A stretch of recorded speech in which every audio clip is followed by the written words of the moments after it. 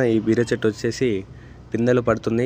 కాకపోతే పిందెలు రావడం లేదు, ఎండిపోతున్నాయి. ఎందుకు ఎండిపోతున్నాయి అంటే వాటికి మన తుమ్మెదలు కానీ కందిరీగలు కానీ ఏవైనా సరే రసం పీల్చే పురుగులు, అవి పురుగులు కాకుండా మనకు మంచి చేసేటివి ఉంటాయి. అవి మొగ్గ పువ్వు మీద ఆడి పువ్వు మీద వాళ్తేనే ఆ కాయ అనేది లావు అవుతుంది, లేకపోతే ఆ కాయ ఎండిపోతుంది. ఇక్కడ ఇంటి దగ్గర వాటికి అవి ఏం లేక ఆ పువ్వులు అనేది అంటే ఆ పిందెలు పడి ఎండిపోతున్నాయి. నేనేం చేసిన అంటే పువ్వుని తెంపి నేనే ఇట్లా రుద్ది చూసిన, అప్పుడు అది కాయ అనేది లావ్ అయింది. అందుకనే మీకు చెప్తున్నా, ఇప్పుడు చూపించుకుంటా.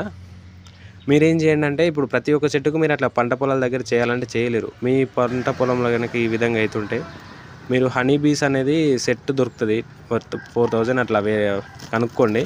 అవి తెచ్చుకుంటే మీకు ఆ హనీ బీస్ అనేది ప్రతి ఒక్క చెట్టుకు ప్రతి ఒక్క పువ్వు మీద ఆలుతుంది.